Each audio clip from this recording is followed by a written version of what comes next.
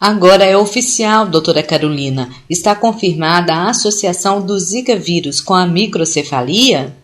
Isso mesmo, já está confirmada essa associação do Zika vírus com a microcefalia nos fetos da gestante que foi infectada durante a gestação. O que a senhora recomenda às mulheres que pensam em engravidar diante da ameaça do Zika? Quais as formas de prevenção?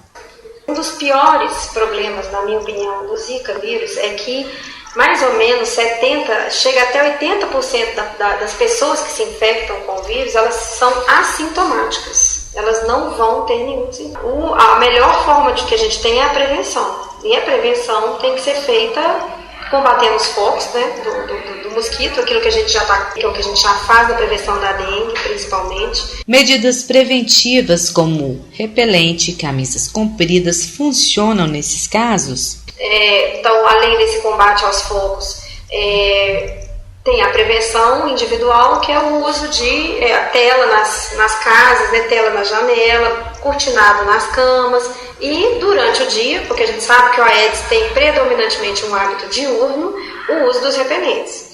E gestantes também já estão autorizadas a usar, claro.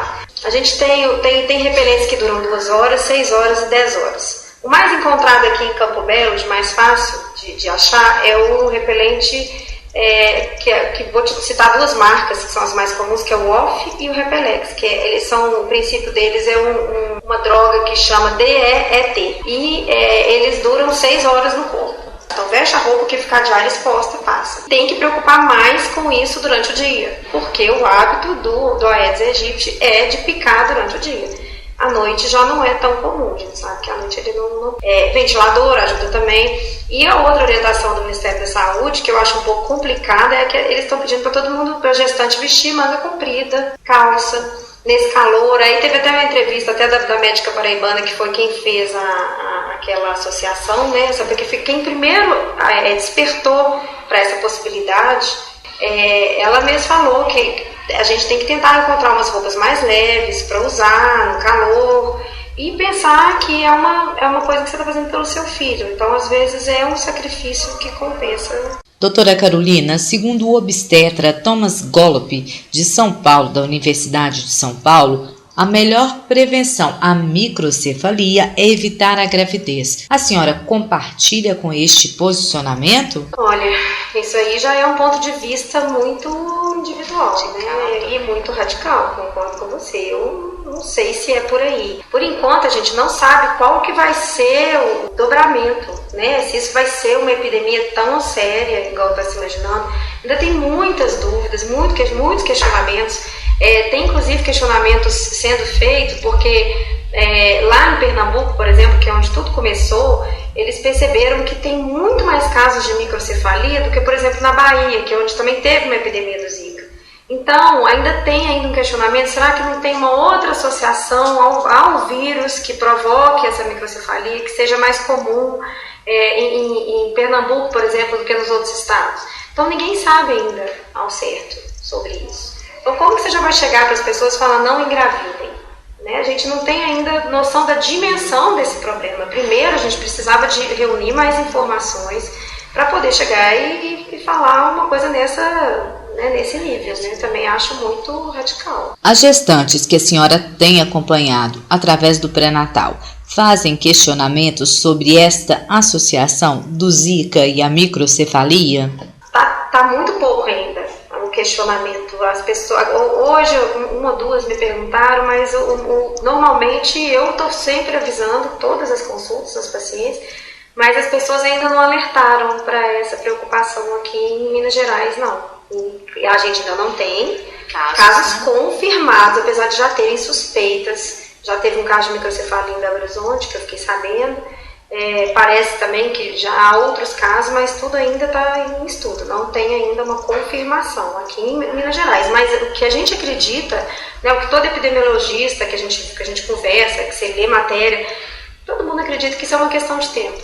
Que o Rio agora provavelmente é o próximo a ter primeiro uma epidemia do Zika, e depois é o mais provável que isso venha para Minas Gerais. Então é uma questão de tempo. A microcefalia é uma doença grave. O que acontece com o bebê? E essa transmissão causada pela picada do Zika pode ser prejudicial somente no início ou durante toda a gestação, doutora? É o seguinte, a microcefalia, para ela acontecer, tem que ter lesão nas células que formam o cérebro. E isso acontece no início da gestação, nos primeiros meses de gestação. Então, por aí conclui-se que a mulher grávida fica muito mais vulnerável nesses primeiros 3 e 4 meses de gestação. E até o 6º mês, essa microcefalia já é descoberta.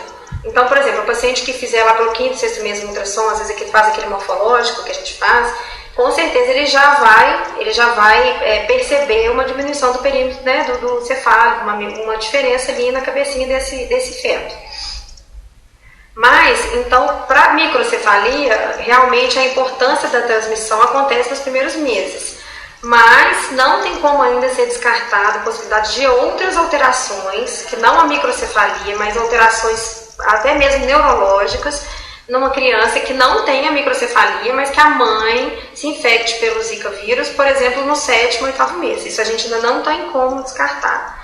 Esse vírus chega a destruir tecidos muito importantes e até de órgãos ali dentro do cérebro, o cerebelo, tálamo, que são estruturas importantíssimas, né?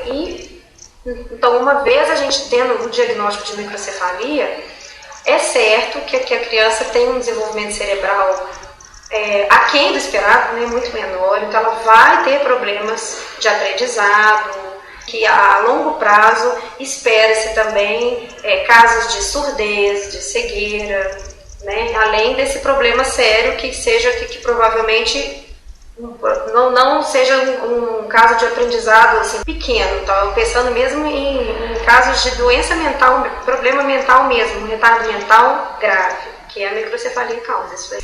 Quais são os sintomas, doutora Carolina?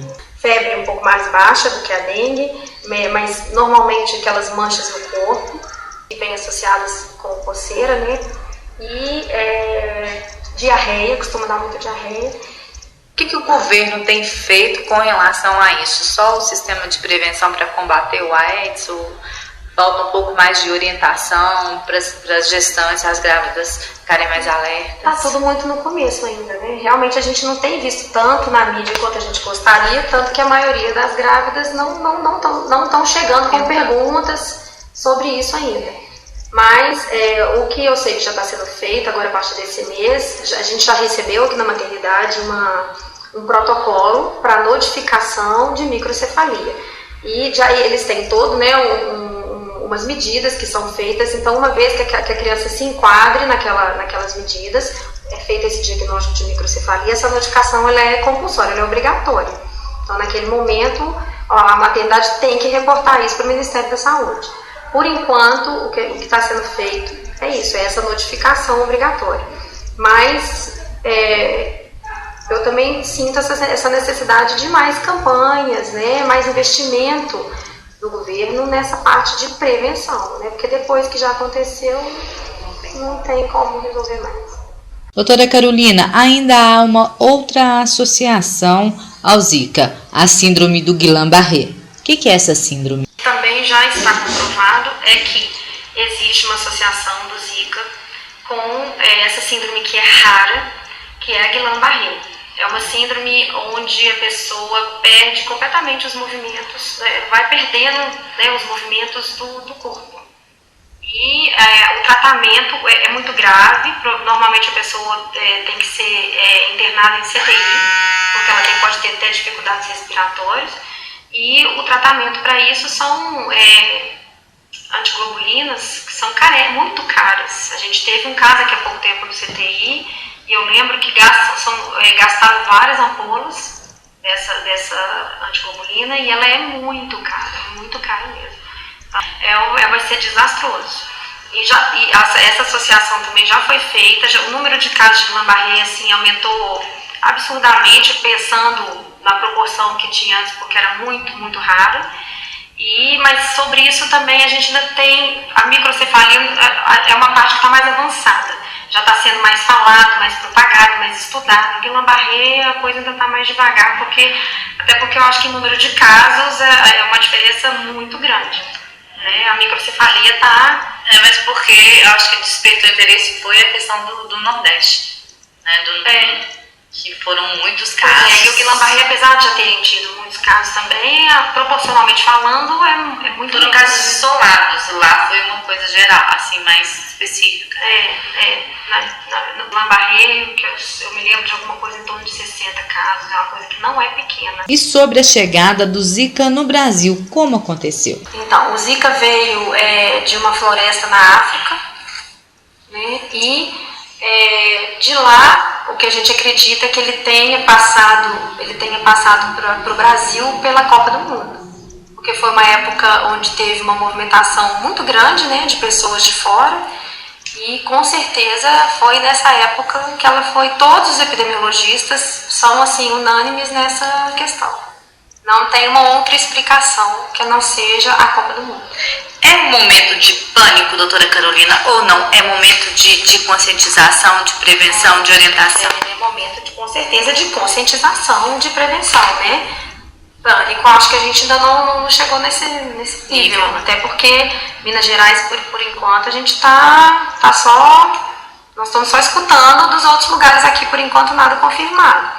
Mas, como a gente sabe que a dengue se espalha e ela faz uma epidemia avassaladora em pouquíssimos dias, e a gente sabe que o vetor é o mesmo, né? Então a gente espera que isso possa acontecer da mesma forma, numa mesma rapidez.